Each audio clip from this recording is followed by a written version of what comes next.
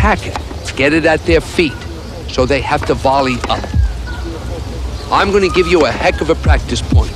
Get your opponent or your pro to get up on the service line. Get that basket of balls.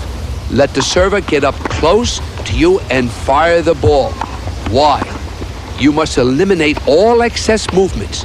You have to pick up that ball early. You have to have that quick shoulder and hip rotation. Why? The ball will get by you if you don't. See, the idea of this drill is if you put somebody up there to serve from that range, what happens is when they stand back at the baseline in a regular match, you feel like you have all day to hit the shot.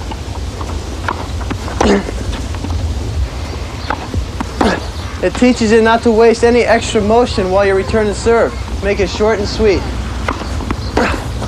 Just like that. Another way to improve return to service is to stand inside the baseline when rallying. Why? Why will this improve your return to serve? Because this forces you to hit each ball on the rise with a much shorter version of your regular forehand. In turn, it emphasizes the importance once again of the immediate hip and shoulder rotation. It cuts down on the backswing, and again it makes you pick up the ball sooner. That's the return to serve, a key element to the game of tennis. Here I am again on the service return, making him feel the pressure.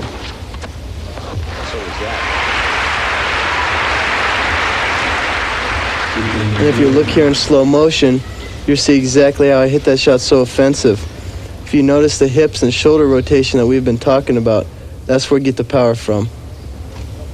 Now when somebody has a serve about as big as Becker's, the important thing is to still try to stay in control of the point.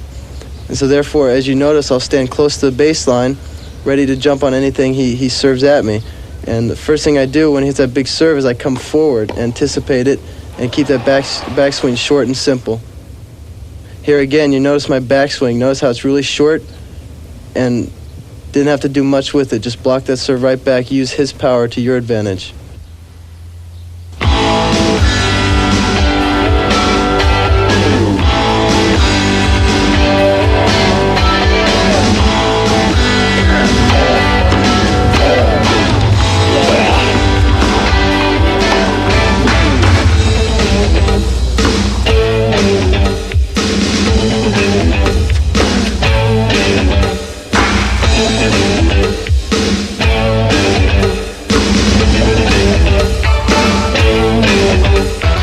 Return to serve really helps me, and where I think it's very important is if you're able to return well and break a person, it's all that much easier to hold serve.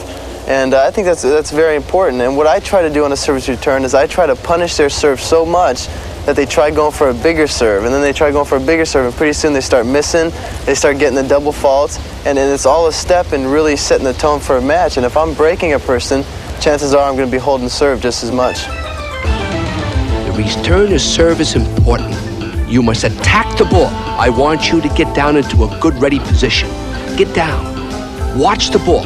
Pick it up quickly. But if you have that hip and shoulder rotation, you've got that short swing. You can get that ball back, and you can get it back offensively. And that's what I want you to do. Once you get confidence that you can return serve, then start placing your return to serve.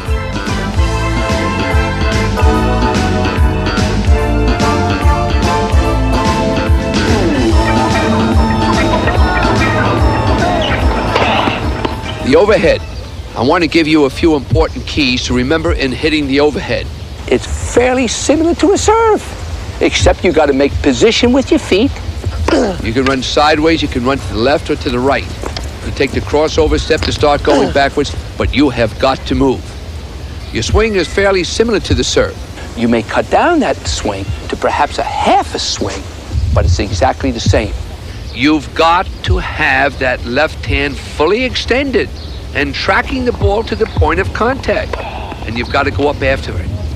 And you've got to attack it in the same manner as you would the serve. Get that racket head up there and let it do its work. Get that racket head to speed up on contact and go up and reach for the ball as if you own it.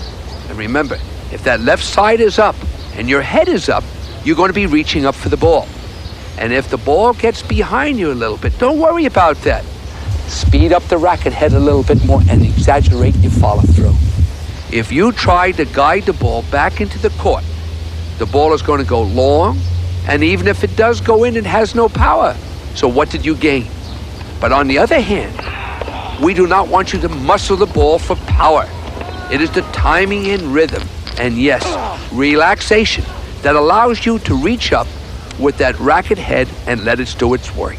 A word of caution: try to keep your upper body very still and with your head looking up towards the ball at all times. This will prevent any premature pulling off the ball. Watch the ball actually make contact with the racket. You cannot watch the ball too long in the overhead.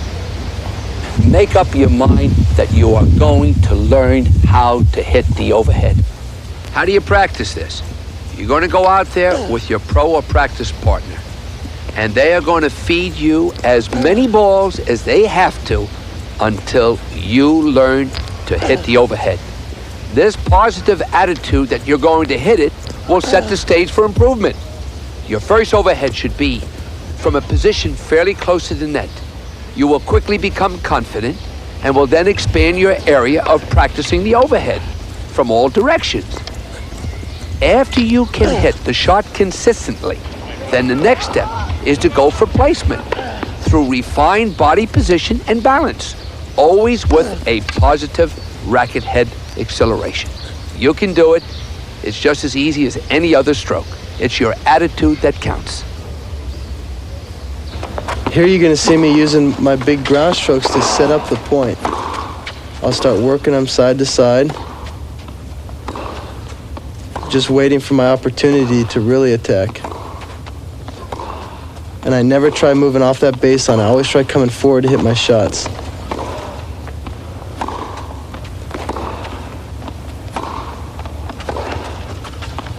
But big ground strokes don't do you much good if you can't put away the point properly. And when I got that overhead, I had to hit it confidently. This attacking attitude of Andre is a result of endless hours of practice. There is no shortcut to this quality of play.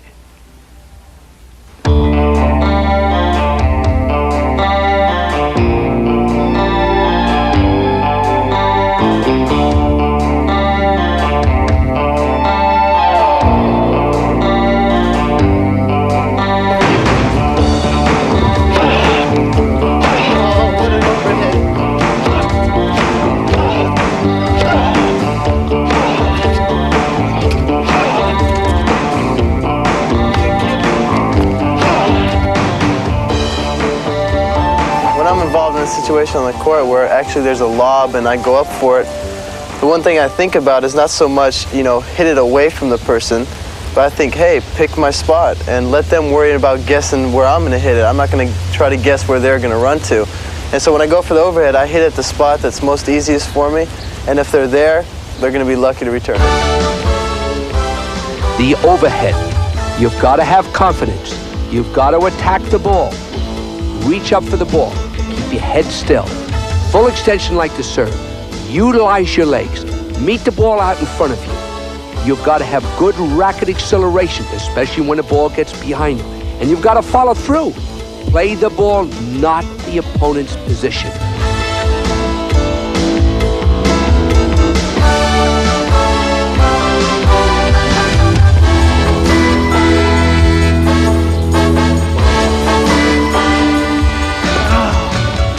Lob. It is not a new stroke. A lob is nothing more than a forehand and backhand hit with a little higher trajectory. Now you have variations of the lobs. You have the offensive lob, which is nothing more than making contact with the same stroke setup as the forehand or backhand ground stroke, except just before contact, the racket head moves further under the ball, maintaining a firm wrist and a slightly open face of the racket head.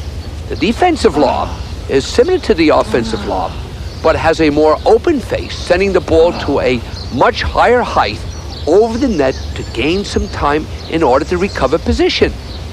Then you have the famous Andre Agassi topspin forehand and backhand lob.